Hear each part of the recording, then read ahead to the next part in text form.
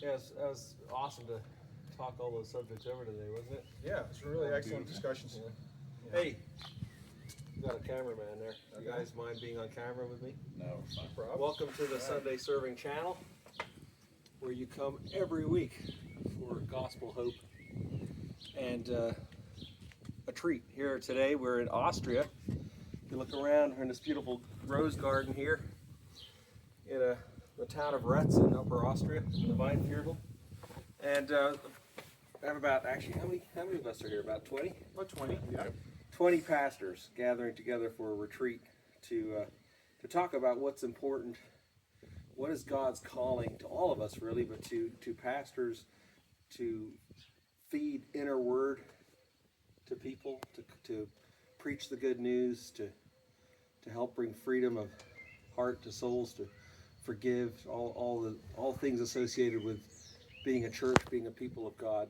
And we've had some great times together, right, Chung Young? Yeah. Pastors mostly from England and from Austria and Germany. Chung Young, who's going to be going to Korea. Yeah. So it's been a great time, but we'll take a minute here to share a gospel reading. And one that we've been inspired by is in the Gospel of John, 15th chapter, about the vine, being attached to the vine, which is Jesus. But Red, you're the Pastor Andrew is our host here. You're in this country of vines and vineyards and wine. Should we walk up to one of those vineyards? And We should. about And it as there. we walk there, I'll just tell a little bit Right. about where we're meeting here. It's actually, it's pretty inspirational. We're meeting in an 800-year-old Dominican monastery, which you're going to see here on the camera. And again, a place where brothers or Dominican monks for hundreds of years have thought about how to care for souls, about how to care for God's people, how to lead young people to Christ, how to be a good witness. And so it's been inspirational for us, even though we're Anabaptists, to meet in this monastery and realize that the Spirit of God moves through the ages and continues to inspire brothers and sisters to do better, right? And To some of them have lost their lives in the service of God. over the years, exactly. right? This Through monastery wars. was actually attacked in 1422 by the Hussites. Check out, show this big, what do you call this thing It's here? a tower. It's Tower? a defensive tower, Yeah. and quite a few of the brothers who lived in the monastery at that time were killed for their faith. So we can And, actually walk through here. We can walk across the moat. right through this You tower. gotta lead the way. We'll go across the moat, and since we're right on the edge of the city of Retz, we're Imagine the history that happened here. I mean, those walls are like 6 feet thick. yeah, if not 10, still standing. Do you think the brothers were the ones that took up arms to defend the city, or is it someone else?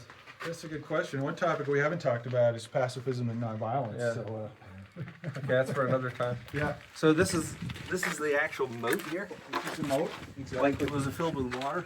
No, I believe it was always dry. It was always a dry moat, but it must have done the trick because after the Hussite wars, Retz was never overthrown again. So that stonework is how old there on the walls? I think it dates to the 1400s. Wow, that's incredible. Been redone a few times, I'm sure. Beautiful. And so, whose vineyard is this? Was this the monastery's? These used to all belong to the monastery. Yeah, they were actually quite well known for their wine. And now I think they're private. But the grapes and the vines that Jesus talks about, which we're going to talk about in a few moments, are really here, literally in our backyard, and continue to inspire us. Are you guys workers in the vineyard, or are you fellow brothers? Our fellow brothers and pastors that having a break at you. So let's go up here to the vineyard.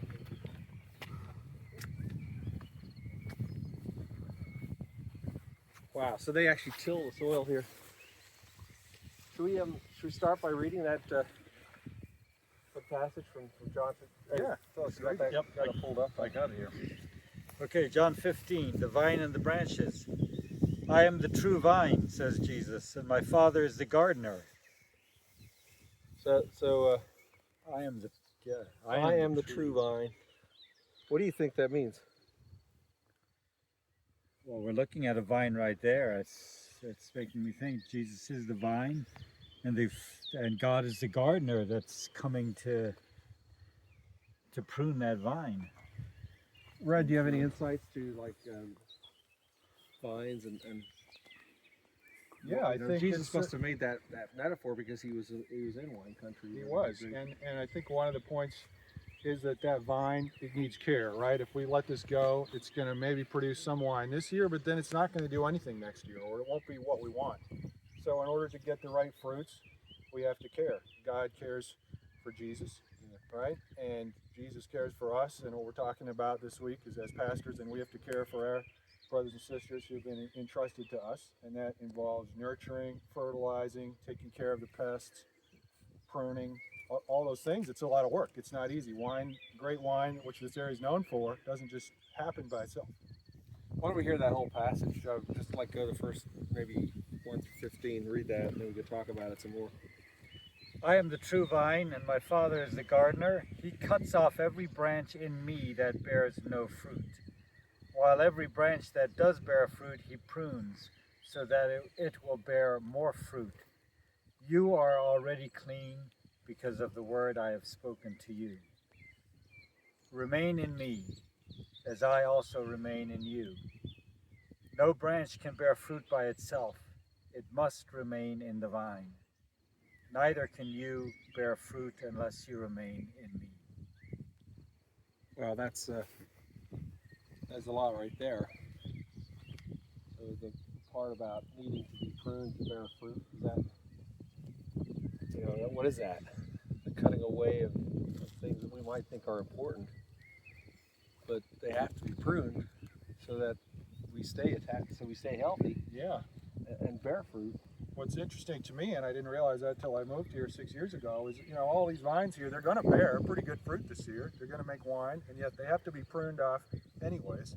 That's actually what's not what's important. I think maybe that is, the good works, the things we do, and we do some good things occasionally, but those are not important. We need to give those all up, and every year these get cut right back to the vine. And the vine is Jesus, God. Source of life, right? That's Source going of to come life. back every year. But again, if we prune that every year, it comes back. So back to Jesus, the vine, and it's God that does the pruning. That's also important, right? What do you think, Clem? Yeah, I mean it's beautiful to see a vineyard in leaf and growing, and the fruit is already starting to set on. My limited experience with pruning is you need a sharp pruning shear or knife to clip everything off. Just it has to happen. So it doesn't help to tear it off. No, to cut it off. Yeah, and that I was once someone was teaching me how to prune an apple tree, and I was shocked at the amount this very experienced apple guy was taking off. Basically, left nothing left. It looked ugly, but that's what made it so that apple tree bore beautiful apples that year. So sometimes I think we have to let go. We have to let God chop off more of what we want and is comfortable in order to bear fruit. Yeah. What are we hanging on to? Right? We can't hang on to anything, otherwise we'll be good for nothing. So what are some of those things that get pruned off? Pride, yeah. I'm sure thinking we have the right answers, feeling like we bring something to the table. Yeah. Selfish ambition. Yeah. even our own identity sometimes has to just take a back seat. And let it be God, let it be Jesus, let it be the vine. Should we go on a bit? Is there finish off that passage? I am the vine, you are the branches. If you remain in me and I in you, you will bear much fruit. Apart from me, you can do nothing. If you do not remain in me, you are like a branch that is thrown away and withers. Such branches are picked up, thrown onto the fire, and burned. If you remain in me and my words remain in you, ask whatever you wish, and it will be done for you. This is to my Father's glory, that you bear much fruit, showing yourselves to be my disciples. That's beautiful words there, right? So true. Stay with Jesus, will bear much fruit. The promise is there. That's about joy too. Yeah. Read that part about joy. Fruit of joy. What I just read before. Yeah. If you remain in me and my words remain in you, ask whatever you wish and it will be done for you. This is to my Father's glory, that you bear much fruit, showing yourselves to be my disciples. beautiful. Yeah, there's some line in there about my joy was. This is so that you may have full joy. Is that verse 15? Did you? Be coming up still. Yeah, read 15. Or Clem, do you got that?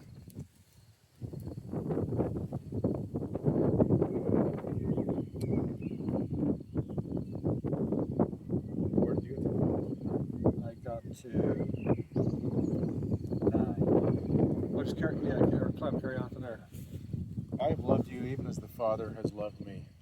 Live within my love. When you obey me, you are living in my love, just as I obey my Father and live in his love.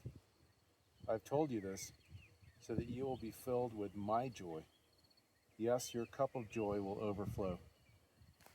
I demand that you love each other as much as I love you. And here is how to measure it. The greatest love is shown when a person lays down his life for his friends. You are my friends if you obey me.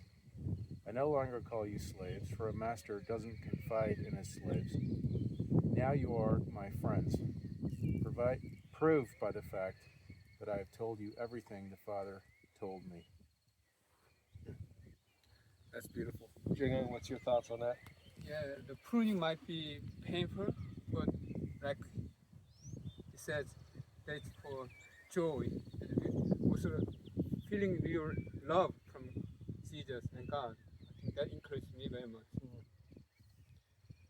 So that's beautiful. I hope you're encouraged by those words about the true vine, which is Jesus, and that we need to be attached to the vine, and we have to be willing to be pruned. And so that's in our lives, and that's what the message we want to give to everybody.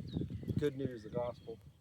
Amen. And Brad, as a parting word, what else is there? What do we notice on these things? This stuff here is going to turn into grapes? Yeah, those are the flower buds. And Wow. boy, give that a month and that's going to be a bunch of grapes Man, coming on. the fruits are coming. All right, praise God. God bless you. See you next week.